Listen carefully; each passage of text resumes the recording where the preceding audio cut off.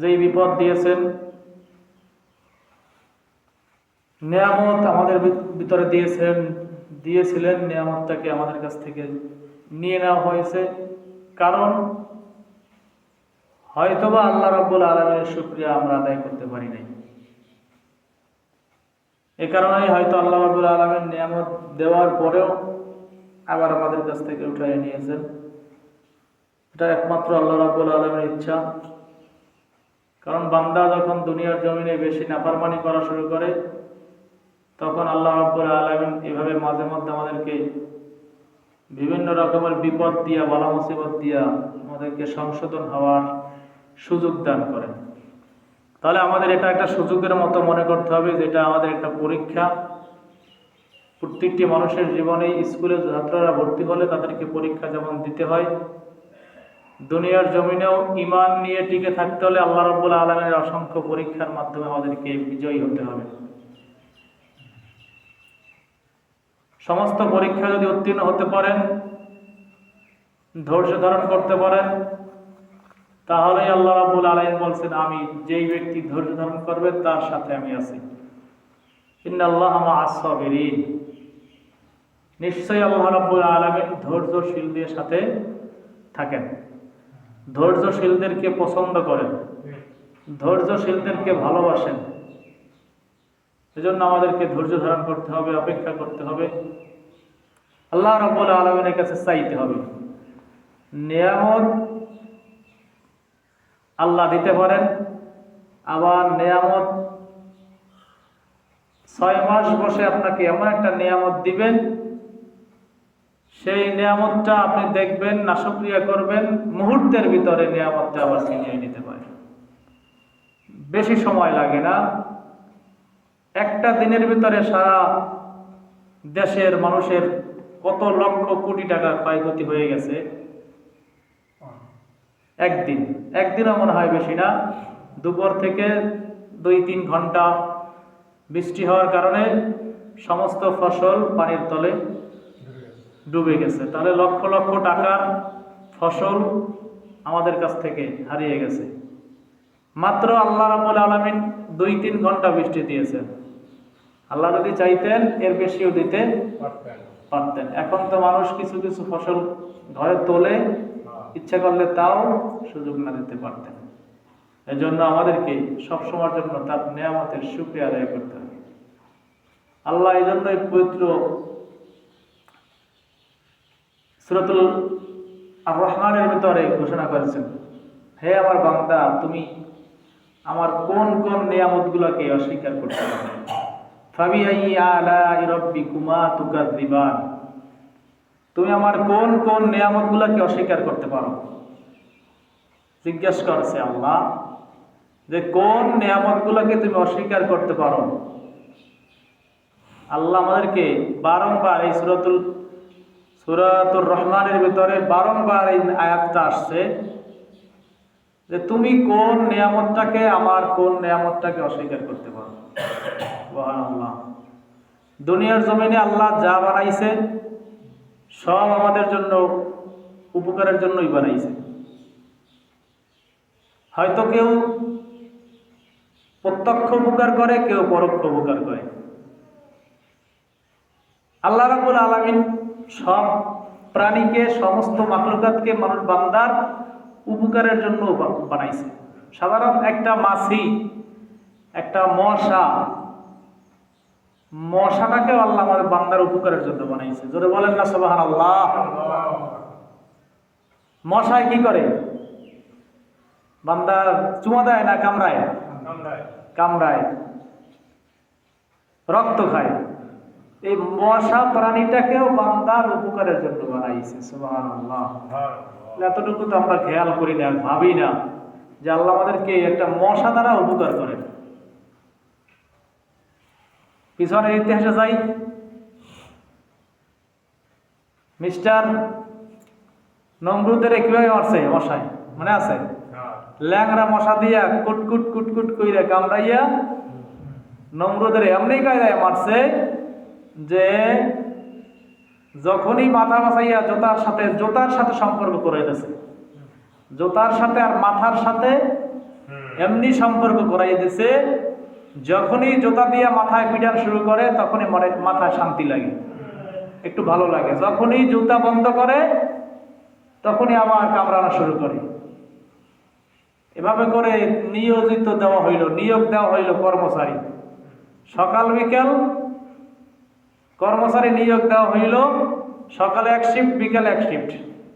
জুতার পিটান, বাদশাকে জুতার পিটান পিটাইতে হইবে, কর্মচারী নিয়োগ দেওয়া হইল। এখন বাদশা তো শুয়ে থাকে আর কর্মচারী এসে শুধু জুতা দিয়ে পিটায়। সকালে যে আসে সে সন্ধ্যায় যায়, আবার সন্ধ্যায় যে আসে সে সকালে যায়। এভাবে শিফট আকারে পিটাইতে থাকে জুতার পিটান। কি জুতার পিটান ভালো না মন্দ? কি কর ভালো না মন্দ? তাহলে টাকা দিয়েও জুতার পিটান খায়। হ্যাঁ, আল্লাহ খাওয়ায়। সেই নমরুদকে জুতা দিয়ে পিটাইতেছে। এখন ওই যে যারা কর্মচারী রাখছে এরা এক পর্যায়ে বলতেছে, না এত জ্বালা ভালো লাগে না, জুতার পিটানে আর হইতেছে না, তাহলে অন্য কিছু দিয়ে পিটানো যায় কিনা দেখ। এরপরে ওই বড় জুতা, শক্ত জুতা, ওই জুতা দিয়ে জোরে মারছে মাথা মাথায় বাড়ি। অসহ্য হইয়া পিটাইতে পিটাইতে আর মনে চায় না। এরপরে নমরুদের মাথা মাথায় জোরে পিটান মারছে, মাথা দুই ভাগ হয়ে ল্যাংরা মশা পালাই গেছে। বলছে এখন আমার দায়িত্ব শেষ, এখন আমার দায়িত্ব শেষ। তো এই গেল একটা উদাহরণ যে মশা দিয়ে আল্লাহ বান্দার উপকার করছে। বলে বান্দার উপকার করলো, লোকটা তো মাইরা ফেলাইছে। বান্দার উপকার হইল একজনকে মাইরা হাজার মানুষকে শিক্ষা দিতেছে এবং হাজার মানুষের উপকার করছে। নমরুদ সারা দেশের মানুষকে, ওর অঞ্চলের, ওর গ্রামের এবং ওর এলাকার মানুষদের অত্যাচার করছে, নিপীড়ন করছে। সেই মানুষগুলোকে একটা মশার দ্বারা আল্লাহ বাঁচাই দিয়েছে। এরপরে ওই দিকে বাদ দেন, আমাদের পার্থিব জীবনে ধরেন মশা যে আমাদের উপকার করে এটা তো এখন পর্যন্ত খেয়াল করেন নাই। অল্প একটু বুঝলে, খেয়াল করলে বুঝবেন। এই মশার জন্য বাংলাদেশে কতগুলো কোম্পানি আছে জানেন? কিসের জন্য? শুধু মশার জন্য। অসংখ্য কোম্পানি বানাইছে শুধু মশার জন্য, মশাকে প্রতিরোধ করার জন্য, মশাকে বন্ধ করার জন্য। আচ্ছা, কোম্পানি বানাইছে, কোম্পানির ভিতরে কর্মচারী নাই? হাজার হাজার লক্ষ লক্ষ কর্মচারী আছে মশার কয়েলের আপনার গোডাউনে কাজ করে। তাহলে এই যে কর্মচারীর ভাত জোটে কোথা থেকে? একমাত্র মাধ্যম হলো মশা। মশা দমন করতে যাইয়া লক্ষ লক্ষ শ্রমিকের, আপনার আমার ঘরের সন্তানটা ওই ফ্যাক্টরিতে কাজ করে বিধায় আপনার আমার পেটে ভাত ওঠে। ওই জায়গা থেকে আর্ন হয়, টাকা পয়সা আসে, এরপরে আমি পেট ভরে খানা খাই মশার কয়েলের ফ্যাক্টরি থেকে। এরপরে স্প্রে, কত ধরনের স্প্রে আছে মশা দমনের জন্য। এরপরে কত ধরনের মশারি পাঠান। মশারি লাগে না লাগে? মশারি ছাড়া মানুষ ঘুমাইতে পারে? আমরা তো ঘুমাইতে পারি না মশারি ছাড়া। তাহলে প্রত্যেকটা ফ্যামিলিতে যেই কয়টা খাট, যেই কয়টা বিছানা, ওই কয়টা মশারি লাগে। আবার 6 মাস 1 বছর পর পর এটা পাল্টান লাগে। তাহলে সারা দেশের ভিতরে কত মানুষ আছে আপনি দেখবেন। শহরে যাবেন, বরগুনা শহরে, ঢাকা শহরে, যেই জায়গায় যাবেন শুধু মশারি বিক্রি করে রাস্তায় রাস্তায় হাইটে। 150 টাকা, 200 টাকা, 300 টাকা শুধু মশারি বিক্রি করে। ওই মশারি বিক্রি করে ওর ফ্যামিলি চলে। তাহলে এবার বলেন, মশা দ্বারা বান্দার উপকার হয় কি হয় না? হয়। খালি মশাই না, ওই উরস, তারপর ওই যে তোমার ওই ওগুলো সবই, সব আল্লাহ, আমি তো বলতেছি এটাই যে আল্লাহ কোন প্রাণীকে বান্দার অপকারের জন্য বানান নাই, উপকারের জন্যই বানাইছেন। কেউ পরোক্ষ উপকার করে, কেউ প্রত্যক্ষ উপকার করে, কেউ সরাসরি উপকার করে, কেউ গোপনীয়ভাবে উপকার করে। যেমন সরাসরি উপকার করে কি, আল্লাহ রাব্বুল আলামিন আপনার জন্য আম গাছ সিস্টেম করে দিয়েছেন। আম গাছ লাগান, আম গাছে ফল দেয়, এটা সরাসরি উপকার। এটা কি উপকার?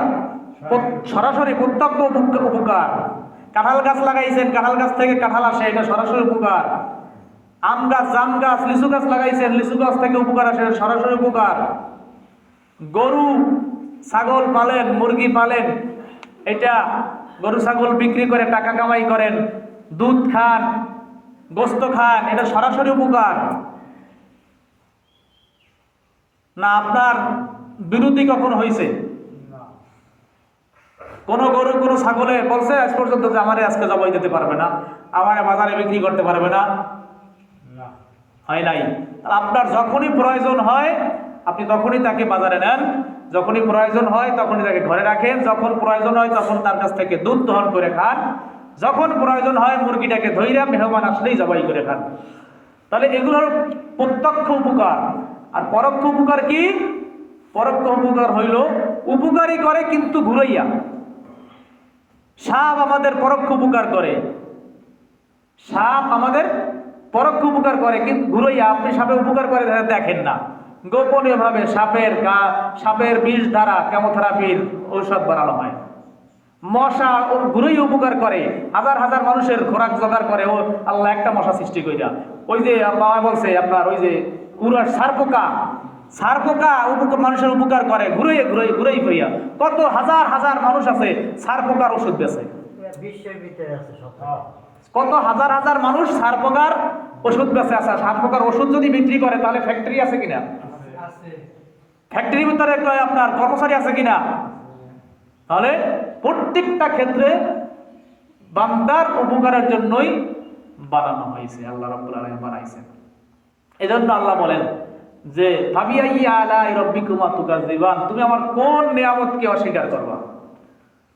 তুমি যত নিয়ামত তোমাকে দিয়েছি কোন নিয়ামতকে তুমি অস্বীকার করতে পারবা না। অসংখ্যবার সূরাতুর রহমানের ভিতরে অসংখ্যবার এই আয়াতখানা বলছে কোন নিয়ামতকে তুমি অস্বীকার করবা, কোন নিয়ামতকে তুমি অস্বীকার করবা। আমার কোন নিয়ামতকে তুমি অস্বীকার করতে পারবা না। আবার সূরাতুল গাশিয়ার ভিতরে বলছে আমি কি বানাইছি, দুনিয়ার জমিনে আমি যা বানাই দিয়েছি তা কি মানুষ দেখে না? তারপরও কেমনে তারা আমার নাশকরিয়া করে, তারপরে কেমনে তারা আমার কুফরি করে, কেমনে তারা আমার নিয়ামতের অস্বীকার করে। আফালা ইয়ানজুরুনা ইলাল ইবিলি কাইফা খুলিকাত, আল্লাহ বলেন বিসমিল্লাহির রহমানির রহিম, আফালা ইয়ানজুরুনা ইলাল ইবিলি কাইফা খুলিকাত, দুনিয়ার জমিনের মানুষ কি দেখে না আমি কিভাবে দুনিয়ার জমিনে একটা উট বানাইছি? কি বানাইছে? উট বানাইছে, উটনি বানাইছে, উট অথবা উটনি। দুনিয়ার জমিনে মানুষ কি দেখে না আমি কিভাবে একটা উটনি বানাইছি? উটনির দিকে কি লক্ষ্য করে না, তাকায় না আমি কিভাবে দুনিয়ার জমিনে উটগুলো বানাইয়া ছাইরা দিছি জমিনে। সুবহানাল্লাহ। ওই মরুভূমির ভিতরে থাকে প্রচন্ড 45 ডিগ্রি 50 ডিগ্রি 60 ডিগ্রি তাপের ভিতরে, মরুভূমির ভিতরে উটগুলো ঘোরাফেরা করে, কোথাও পানির ব্যবস্থা নাই, তারা ওই বালুর ভিতরে কোনো রকমের ঘাস খেয়ে বেঁচে থাকে। আবার যখন পানির সন্ধান পায়, মালিক যখন পানির ব্যবস্থা করে, সাথে সাথে এমন পানি খাওয়া খায় আল্লাহ রাব্বুল আলামিন ওকে ওর পেটের ভিতরে 2টা সেন্টার বানিয়ে দিয়েছেন, 2টা ফিল্টার বানিয়ে দিয়েছেন। সুবহানাল্লাহ। কয়টা ফিল্টার? প্রত্যেকটা উটের ভিতরে 2টা ফিল্টার, আমাদের পেটের ভিতরে একটা ফিল্টার। কয়টা? আমাদের মানুষের ভিতরে অন্যান্য প্রাণীর ভিতরে একটা ফিল্টার। কারণ আমরা খাই, খাওয়ার সাথে সাথে ওটা আর বের করতে পারি না, বের করা যায়। যদি ওটা বের করাও হয় সেটা তাহলে কেউ খাইতে পারে না, ওটা খাওয়ার পজিশনে আর থাকে কি না বলেন? থাকে না, থাকে না। আমাদের ভিতরে কোন মানুষ যখন ফিল্টারের ভিতরে যখন খাবার যায়, খাবারের পরে যখন ওই ফিল্টার থেকে আবার খাবারটা বের হয়, ওই খাবারটা যখন ফালায় মানুষ দেখলেও দ্বিতীয়বার ঘৃণা করে, অথবা যদি কারো খানার সামনে বসিয়া ওইটা করে তাহলে খানাই বন্ধ হইয়া যায়। ঠিক না ভাই? ঠিক। কিন্তু আল্লাহ উট বানাইছেন, উটনি বানাইছেন, তাদেরকে 2টা ফিল্টার দিয়েছেন। যখন তাদের সামনে পানি আসে পানিটাকে এমনি কায়দায় খায়, পানিটাকে খাওয়ার পরে আবার যখন ওই 2টা ফিল্টার ভরিয়া তারা পানি খায়, একটা ফিল্টারে তারা সাময়িকভাবে ক্ষুধা নিবারণ করে, আরেকটা ফিল্টারে পানি জমা করে রাখে। কি করে? আরেকটা ফিল্টারে পানি জমা করে রাখে। এরপরে মরুভূমির ভিতরে ঘুরতে ঘুরতে ঘুরতে ঘুরতে যখন পানির তৃষ্ণা লাগে তখন ওই ফিল্টার থেকে বাহির করিয়া আবার ওই ফিল্টারে নেয়। সুবহানাল্লাহ। এই জন্যই বলছেন আল্লাহ, আফালা ইয়ানজুরুনা ইলাল ইবিলি কাইফা খুলিকাত। এ বান্দা, তারা কি লক্ষ্য করে না যে দুনিয়ার জমিনে আমি কেমনে উট বানাইছি? এই জন্যই আল্লাহ বলছে কেমনে উট বানাইছি, এইটার দিকে কি লক্ষ্য করে না? এরপরে আল্লাহ বলেন ওয়া ইলাস সামাই কাইফা রুফিআত। তারা কি লক্ষ্য করে না দুনিয়ার জমিনে ওয়া ইলাস সামাই কাইফা রুফিআত, কেমনে আমি খুঁটি সারা দুনিয়ার জমিন আসমানটাকে পরিবেষ্টন করে রাখছি। একটা খুঁটিও আছে? কোথাও কোনো খুঁটি আছে? ঘরটা বানাইছেন, এই মাঝখানে একটা পিলার দিয়েছেন, চতুর সাইডে পিলার দেওয়া আছে, এরপরে মাঝখানে একটা দিয়েছেন নিরাপত্তার জন্য যদি ভাঙা যায়। এই জন্য কিন্তু আল্লাহ রাব্বুল আলামিন এত বড় বিশাল আসমান তৈরি করে রাখেছেন, কিন্তু কোন দিন কোন বান্দা, কোন বৈজ্ঞানিক, কোন ডাক্তার, কোন ইঞ্জিনিয়ার, কোন মুফতি মুহাদ্দিস দেখাইতে পারছে নাকি আসমানের উপরে অমুক জায়গা থেকে একটা পিলার আছে, পিলারটা আসমানটাকে দাঁড়া করাই রাখছে, এমন কেউ দেখাইতে পারবে? কেউ দেখাইতে পারবে না। এই জন্যই তো আল্লাহ বলছেন ওয়া ইলাস সামাই কাইফা রুফিআত। তারা কি দেখে না? তারা কি চিন্তা করে না? কেন চিন্তা করে না আমি এগুলো বানাইছি কেন, কিভাবে আমি রাখলাম? আমার নিয়ামতের যে নাশুকরিয়া করে, এগুলা কি তারা দেখে না আমি কত বড় নিয়ামত তাদের জন্য রেখেছি? কিন্তু আমি কোনো খুঁটির ব্যবস্থা করি নাই। এরপরে বলেন ওয়াইলাল জিবালি কাইফা নুসিবাত। তারা কি দেখে না? ওয়াইলাল জিবাল, জিবাল মানে পাহাড়, আমি এই প্রতিটা পৃথিবীর নিচে কত বড় বড় পাহাড়কে পুঁতে রাখছি, তারা কি দেখে না? সুবহানাল্লাহ। পাহাড় যে বানাইয়ে রাখছে তারা কি দেখে না? আল্লাহ আমাদেরকে বলতেছেন, হে আমার বান্দারা, তোমরা কি দেখো না আমি কত বড় পাহাড় দুনিয়ার জমিনে মাটির নিচে পুঁতে রাখছি? সুবহানাল্লাহ। এখন বলবেন পাহাড় তো দেখি আমরা উপরে, কোথায়? মাটির উপরে না পাহাড়? আপনি ওই যে সঙ্গীতের উত্তরবঙ্গে যাবেন দেখবেন শুধু পাহাড় আর পাহাড়, সিলেটের দিকে যাবেন শুধু পাহাড় আর পাহাড়, চট্টগ্রামে যাবেন শুধু পাহাড় আর পাহাড়। তাহলে এই যে পাহাড়গুলো আল্লাহ বলছেন মাটির নিচে আমি পুঁতে রাখছি, কত বড় পাহাড়গুলোকে আমি মাটির নিচে পুঁতে রাখছি, তারা কি দেখে না? এখন বলবেন পাহাড় তো দেখি উপরে, মাটির নিচে আবার কেমনে? বলে তাফসীরকার মুফাসসিররা বলছেন পাহাড় হইল নিচে, উপরে যেটা দেখেন ওটা হলো আমি যে লোহা বানাই, ফ্যাক্টরিতে লোহা বানাই, গজা লোহা যখন আপনার খুঁটির ভিতরে ঢুকানো হয়, মিস্ত্রিরা আছে দেখবেন গজা লোহার মাথার উপরে এরকম একটা থাকে, ওটা কি কয়? ছাদই থাকে, ছাদ থাকে। ছাদটা কত বড়? বেশি বড়।